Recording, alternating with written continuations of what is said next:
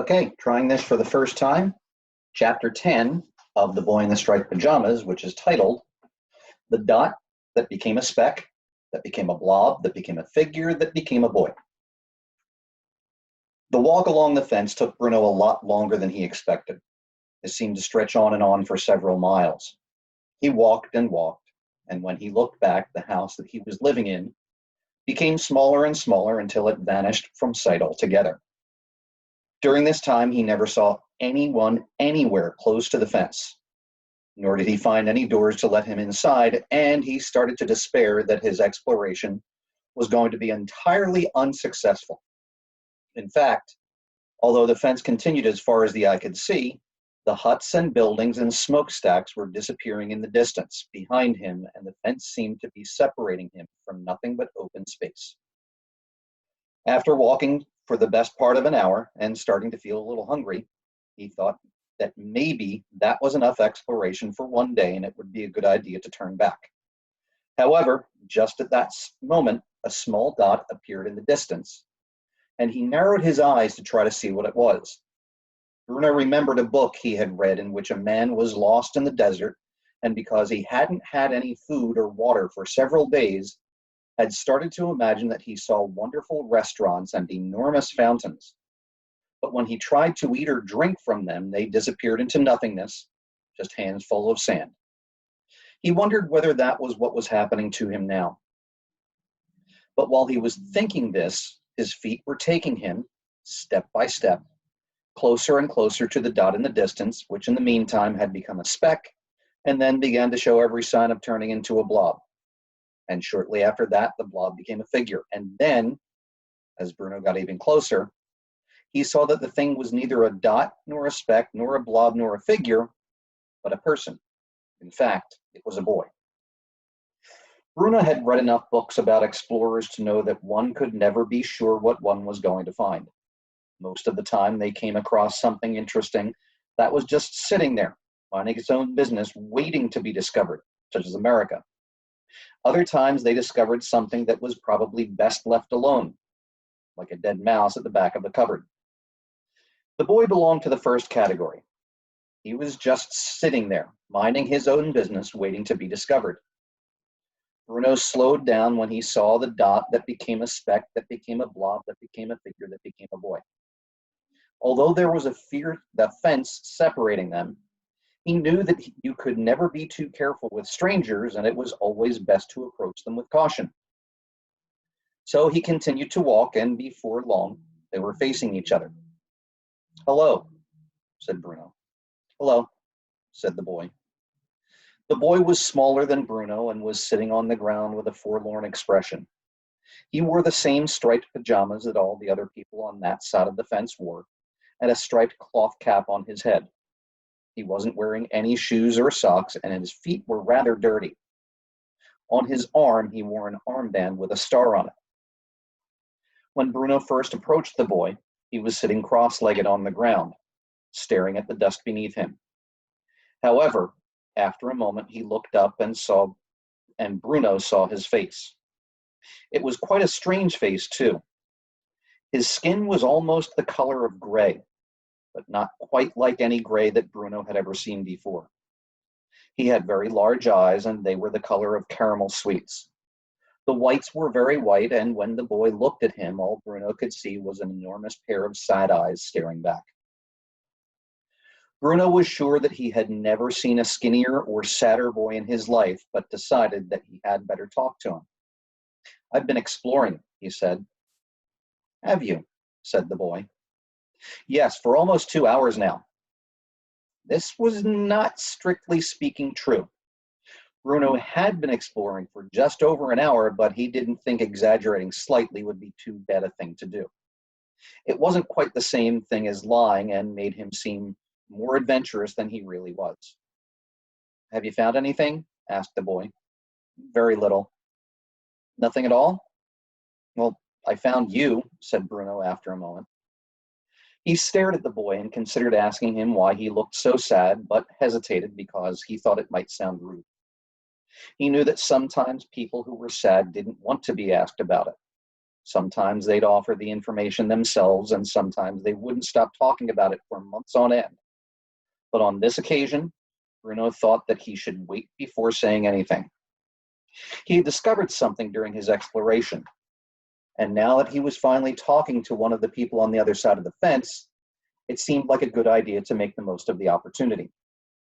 He sat down on the ground on his side of the fence and crossed his legs like a little boy and wished that he had brought some chocolate with him, or perhaps a pastry that they could share. "I live in the house on this side of the fence," said Bruno. "Do you? I saw the house once from a distance, but I didn't see you." "Well, my room is on the first floor," said Bruno. "I can see right over the fence from there. I'm Bruno, by the way." "I'm Shmuel," said the boy. Bruno scrunched up his face, not sure that he had heard the little boy right. "What did you say your name was?" he asked. "Shmuel," said the little boy, as if it were the most natural thing in the world.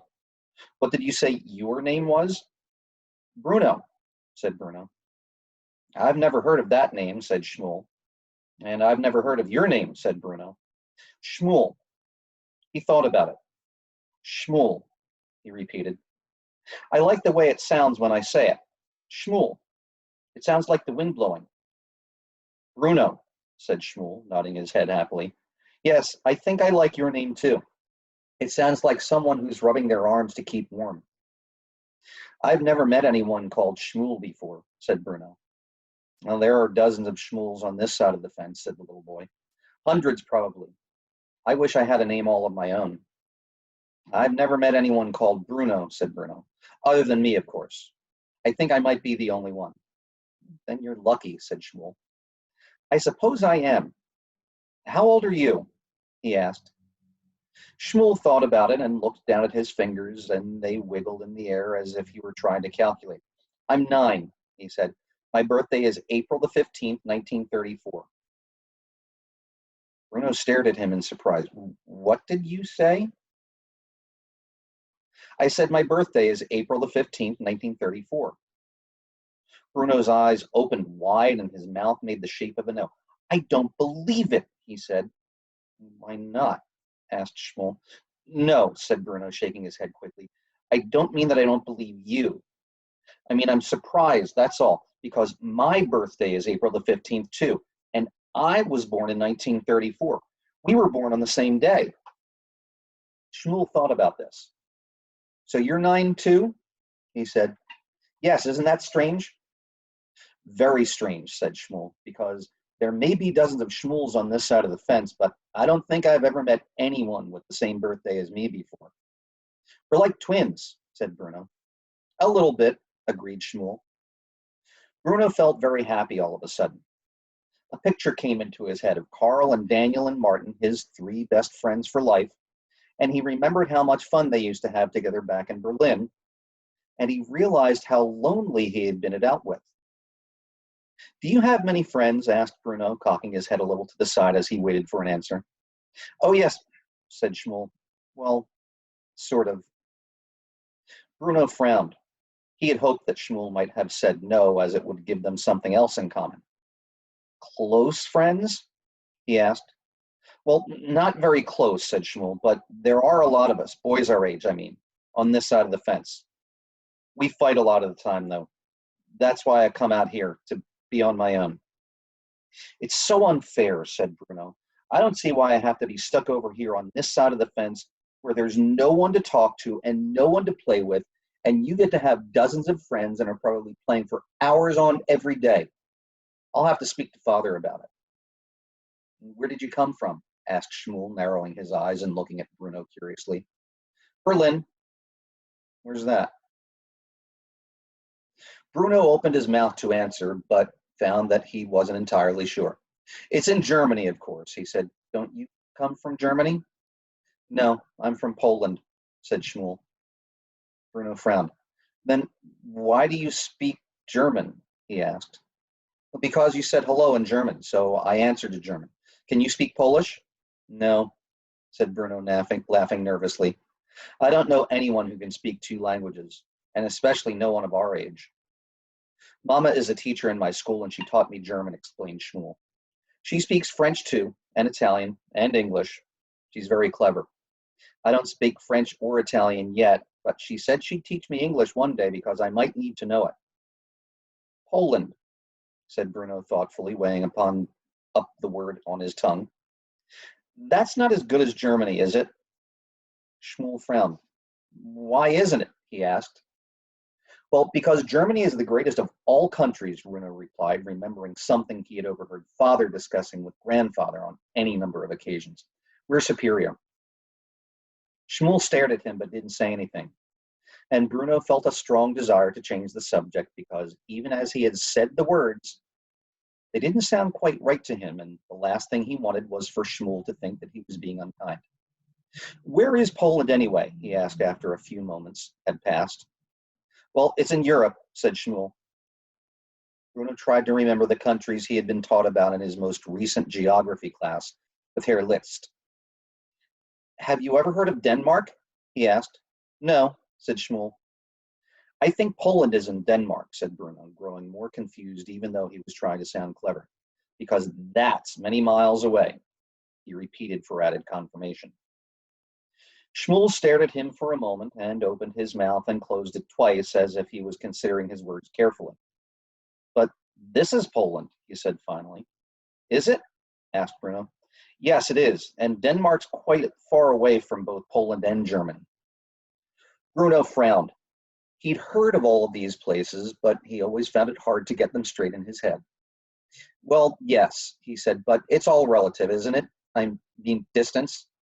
He wished they could get off the subject as he was starting to think he was entirely wrong and made a private resolution to pay more attention in the future in geography class. I've never been to Berlin, said Shmuel. And I don't think I've ever been to Poland before I came here, said Bruno, which was true because he hadn't. That is, if this really is Poland. I'm sure it is, said Shmuel quietly, although it's not a very nice part of it. No. Where I come from is a lot nicer.